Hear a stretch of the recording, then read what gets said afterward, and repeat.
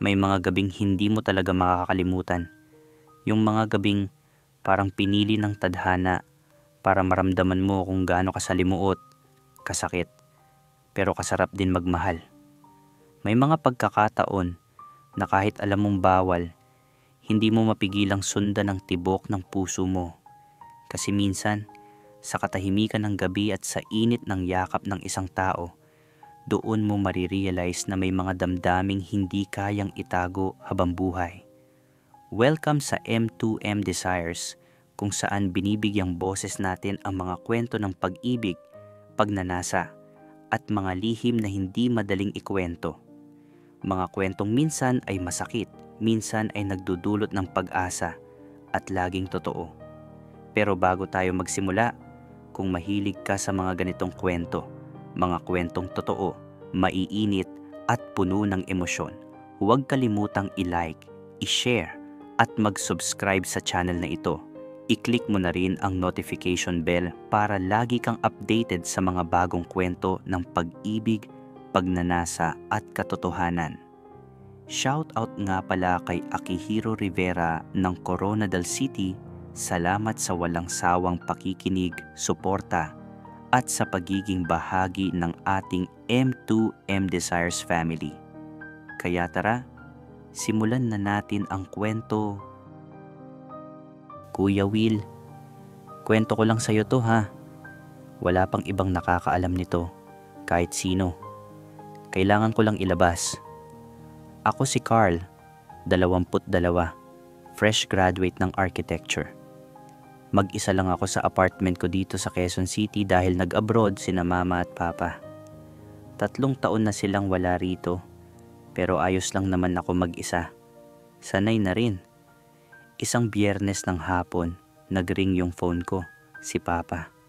Sabi niya may paparating daw na bisita, si Daniel, anak ng matalik niyang kaibigan noong college.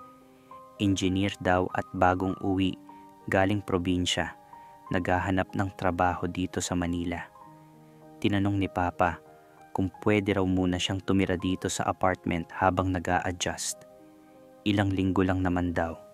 Siyempre, oo, agad sagot ko. Malaki naman yung apartment, 2 kwarto, at isa lang naman akong nakatira. Kinabukasan, Sabado ng umaga, dumating siya. Kuya Will, hindi ko in-expect yung itsura niya. Kasi sabi ni Papa engineer daw, inisip ko yung tipong nerd na laging may hawak na calculator. Pero grabe, pagbukas ko pa lang ng pinto parang natulala ako sa kinatatayuan ko. Matangkad siya, mga 5 talampakan at 10 pulgada. Moreno, kayumanggi. May katawan na halatang gym regular. May tattoo pa sa braso, geometric design. Naka-plain white shirt lang at maong, pero putya, ang gwapo. Carl? Tanong niya habang nakangiti. Boses niya mababa, yung tipong maririnig mo kahit maingay pa sa paligid. Oo, ako yun. Ikaw si Kuya Daniel. Daniel lang, sabi niya sabay tawa. Wag na yung kuya, parang ang tanda eh. Nag-fist bump kami, tapos pumasok siya. 2 maleta lang dala niya at isang backpack. Dito lang ba lahat ng gamit mo? Tanong ko. Oo, simple lang ako eh. Hindi naman ako materialistic, sagot niya. Inilakad ko siya sa apartment. Pinakita ko yung kwarto niya, banyo, kusina. Simpleng tour lang. Pero habang naglalakad kami, napapansin kong napapatingin siya sa akin. Hindi yung bastos na tingin ha, kundi yung parang nag-o-observe. Parang sinusuri kung anong klaseng tao ako. At ako naman, si Gago, biglang kinakabahan. Hindi ko alam kung bakit pero may kakaiba sa presensya niya. Parang yung hangin sa apartment biglang naging mabigat. Kuya Will, yung unang gabi namin magkasama, doon nagsimula ang lahat. Simpleng setup lang. Nag-order kami ng pizza at chicken wings. Tapos nag-Netflix sa sala. Ako sa isang dulo ng couch, siya sa kabila. May pagitan pa sa gitna. Pero habang tumatagal yung palabas, parang unti-unti kaming lumalapit. Hindi ko alam kung sinasadya o natural lang. Mga bandang 10:00 na, Nagbukas siya ng beer. Pre, inom? Alok niya. Sige, kaunti lang, sagot ko. Binuksan niya yung 2 bote, inabot sa akin yung isa. Nag-cheers kami. Simpleng gabi lang, pero ang gaan ng vibe. Habang umiinom, nagsimula kaming magkwentuhan. Tinanong niya kung anong course ko, anong plano ko sa buhay, may girlfriend ba ako. Mga usual na tanong. Single ka pa ba, Carl? Tanong niya habang umiinom. Tumango ako. Oo, ikaw? Matagal na, sagot niya. Ngumiti siya pero may halong lungkot. Bakit ang tagal? Tanong ko, curious. Huminga siya ng malalim. Kasi hindi ko mahanap yung hinahanap ko. Yung taong swak sa akin. Alam mo yon? Tumango ako kahit hindi ko talaga gets. Nagpatuloy yung inuman. 1, 2, hanggang 5 na yung naubos naming bote. Medyo lasing na kami pareho.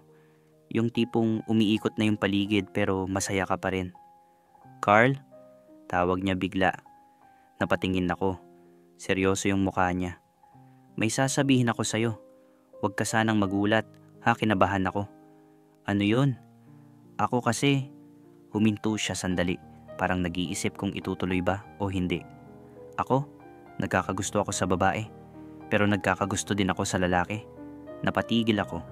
Hindi dahil gulat, kundi dahil same kami. Pucha, same kami. Totoo? Tanong ko. Tumango siya. Oo. Okay ka lang ba na narinig mo yon? Uminom ako ng malalim. Parang nag-ipon ng lakas.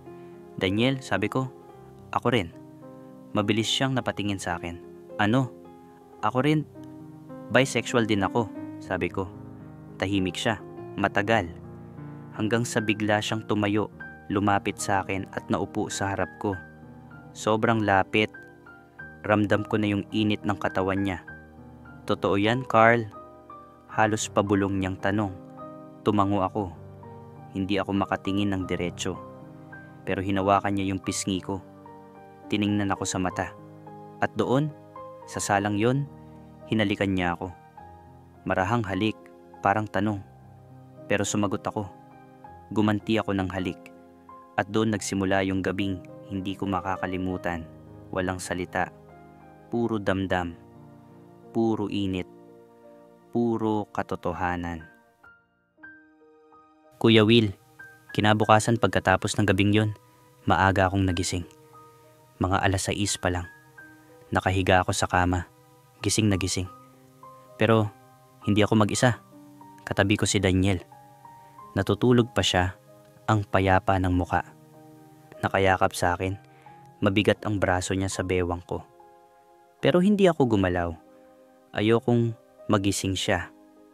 Gusto ko lang siyang tingnan. Pucha, Kuya Will, ang gwapo talaga niya. Yung jawline niya parang hinulma. Yung ilong niya, bagay sa pagkagwapo niya. Tapos yung labi niya, medyo makapal.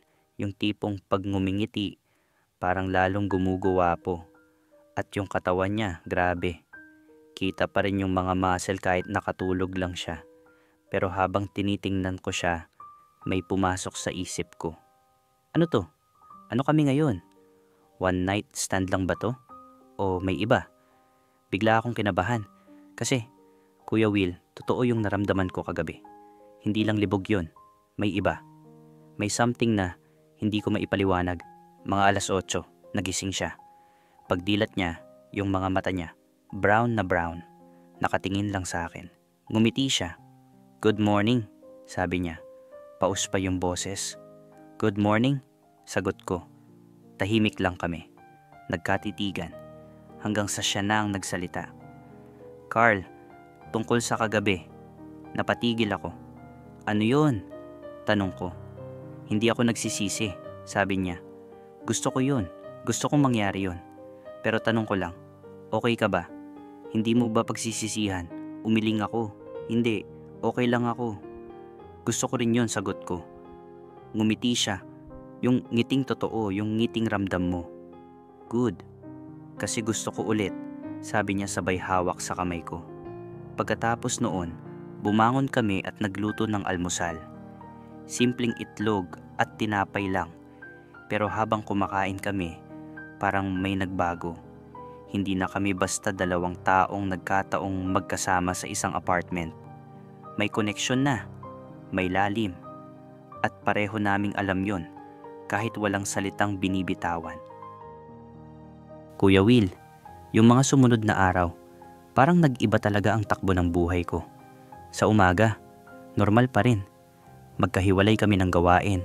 Siya, abala sa pag-a-apply ng trabaho online. Ako naman, nagre-review para sa board exam. Pero pagdating ng gabi, iba na. Paggabi magkasama kami. Nagsimula lang sa simpleng movie night.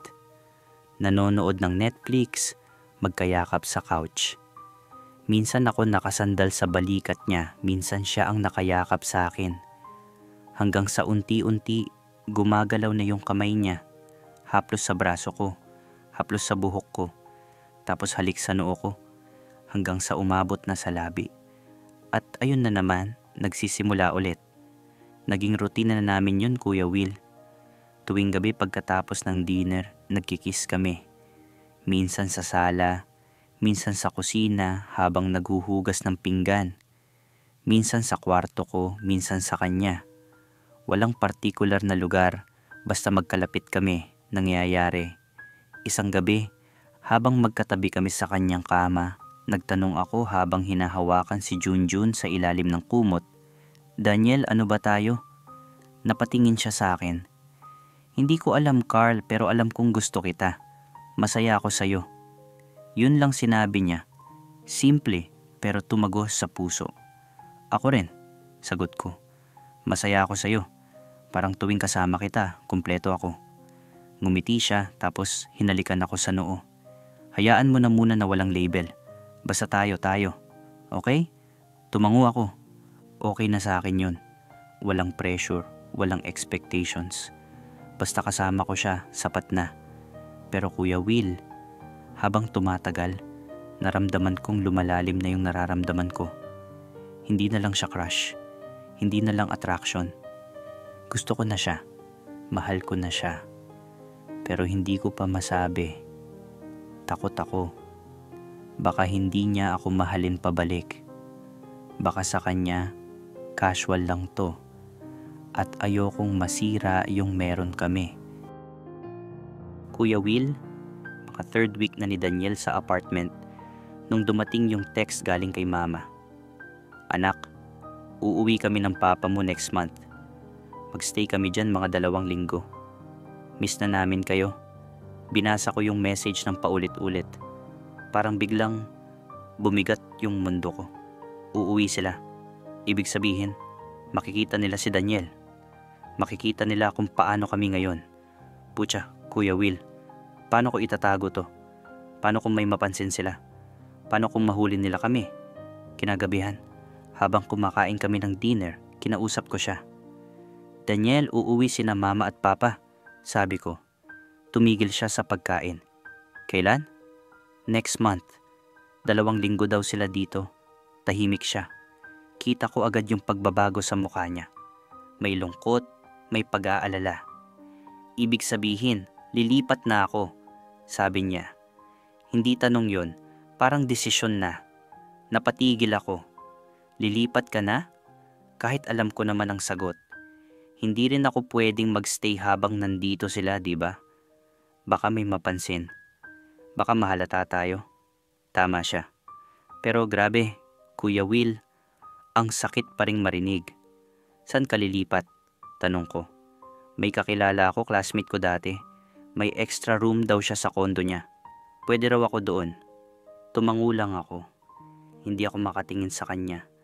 Kasi alam kong pag tumingin ako, baka hindi ko nakayanin. Kinagabihan, hindi kami nakatulog. Magkatabi lang kami sa kama ko. Tahimik, walang salita. Hawak ko yung kamay niya mahigpit, parang ayokong pakawalan. "Carl," tawag niya. Pag lumipat ako, "Tayo pa rin ba?" Napatigil ako, tumingin ako sa kanya. "Gusto mo pa?" Tanong ko. Ngumiti siya ng malungkot. "Pucha, Carl. Oo, gusto kita." "Hindi pala. Mahal na pala kita." "Kuya Will, ayun na." Yun na yung mga salitang matagal kong hinintay marinig. Umiyak ako. Hindi dahil malungkot, kundi dahil masaya. Mahal din kita, Daniel, sobra. Yumakap siya ng mahigpit. Huwag kang mag-alala. Kahit lumipat ako, tayo pa rin. Pupuntahan kita, dadalawin kita. Tayo pa rin, sabi niya. Kuya Will, lumipat na si Daniel. 1 linggo bago dumating sina mama at papa.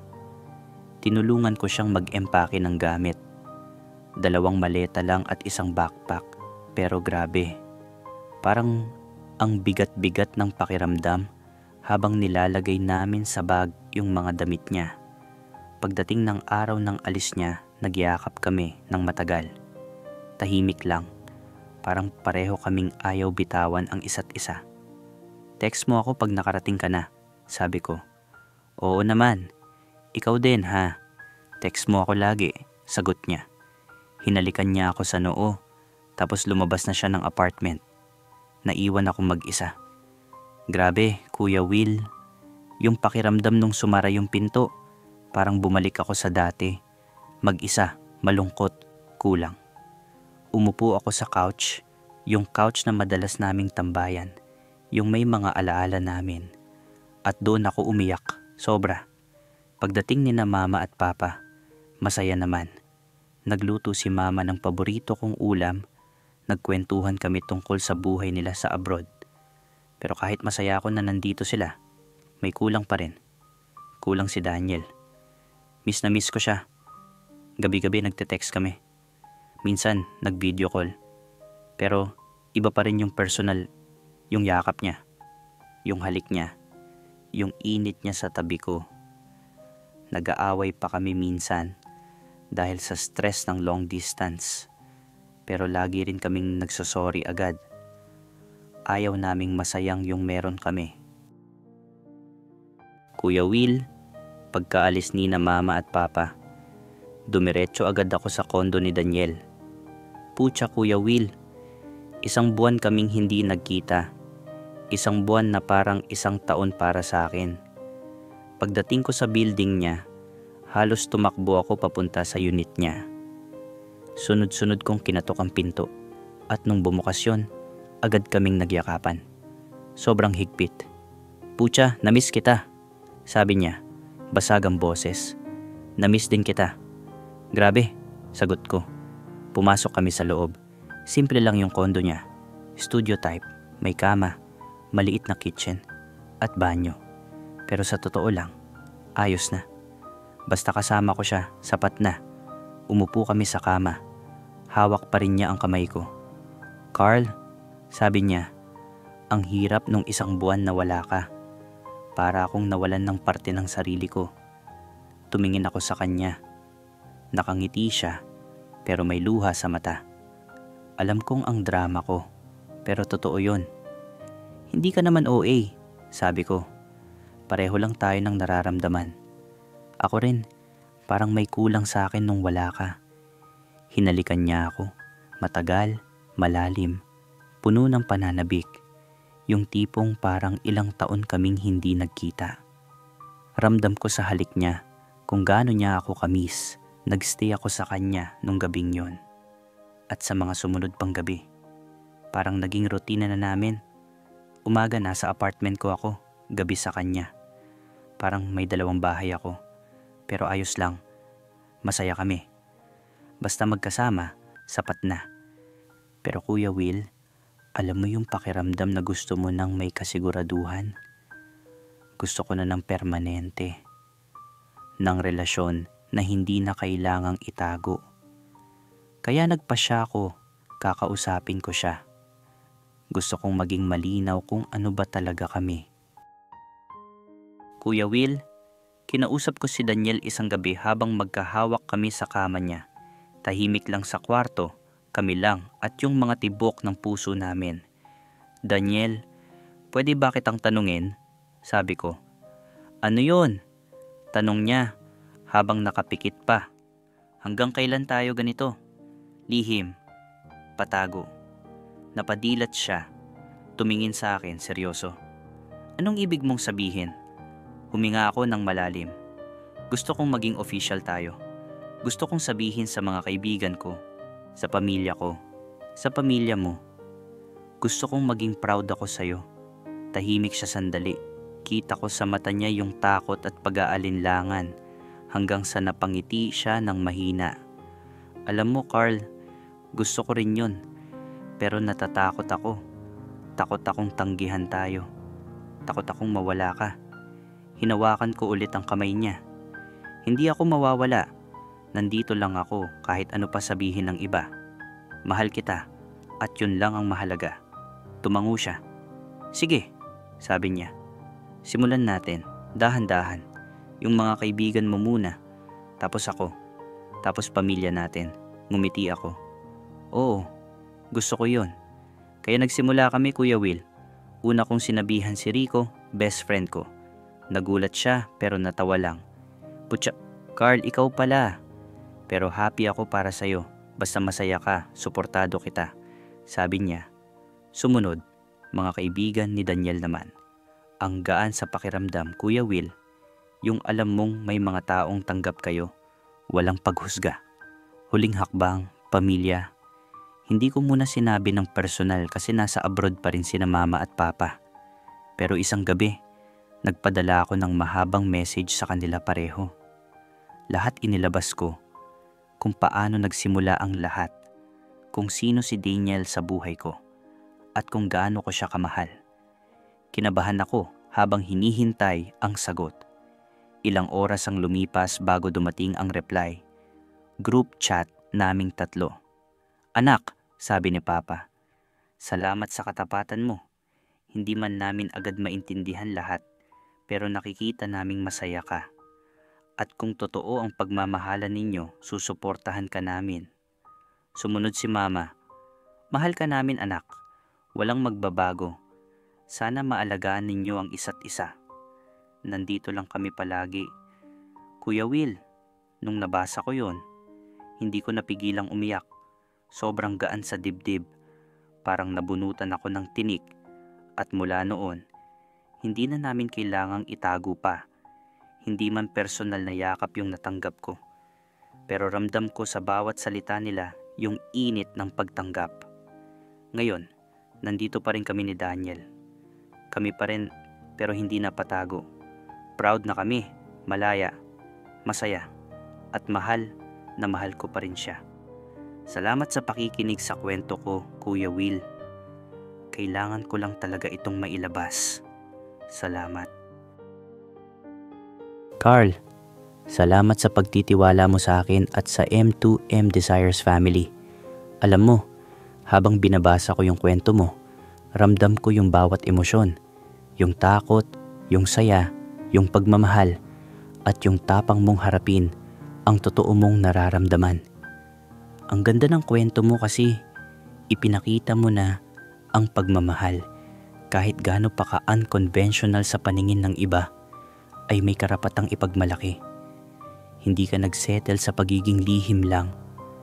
Lumalaban ka para sa pagmamahal ninyo ni Daniel. At yun ang tunay na tapang. Carl, nandito na kayo sa punto na proud na kayo sa isa't isa. At yun ang pinakamagandang simula. Pero tandaan mo, magiging mahaba pa ang journey ninyo. May mga pagsubok pa na darating. May mga taong hindi makakaintindi. May mga araw na mapapagod kayo. Pero huwag kayong susuko. Mahalin ninyo ang isa't isa araw-araw. Mag-usap kayo lagi. Maging honest, maging patient. At higit sa lahat, maging matatag para sa isa't isa. At sa lahat ng mga listeners natin na katulad ni Carl, yung mga nasa lihim pa, yung mga natatakot pa, tandaan ninyo, darating din ang araw na kayo ay magiging malaya. Kapit lang, darating din yan. Ang kwentong ito ay nagtuturo sa atin na ang tunay na pagmamahal ay hindi natatakot lumabas sa dilim. Maaaring magsimula ito sa mga lihim na sandali, sa mga yakap na nakatago sa kumot. Pero ang totoo at matapat na pagmamahal ay hindi mananatiling lihim magpakailanman. Karapat-dapat itong ipagmalaki, ipaglaban, at ibahagi sa mundo. Hindi hadlang ang takot kung mayroon kang taong kasama sa laban. Si Carl at Daniel, nagtulungan sila, hindi nag-isa. At yun ang nagbigay sa kanila ng lakas na harapin ang lahat. Ngayon, sa lahat ng nakikinig, ano ang masasabi ninyo sa kwento ni Carl? May payo ba kayo? May karanasan din ba kayong tulad nito? Ano ang ginawa ninyo para lumabas mula sa takot at maging totoo sa inyong sarili? Mag-comment kayo dito sa baba. Pag-usapan natin. Walang judgment dito. Lahat tayo ay may kwento. Lahat tayo ay karapat-dapat makinig. At sa mga bagong listeners, mag-subscribe na sa M2M Desires. I-click ang notification bell para updated kayo sa mga bagong kwento ng pag-ibig, pagnanasa at katotohanan. I-like at i-share ang video na ito para mas maraming makarinig ng kwentong ito ni Carl. Maraming salamat sa pakikinig. Hanggang sa susunod na kwento. Ako si Kuya Will. At ito ang M2M Desires, kung saan ang bawat kwento ay may boses, may puso at may katotohanan.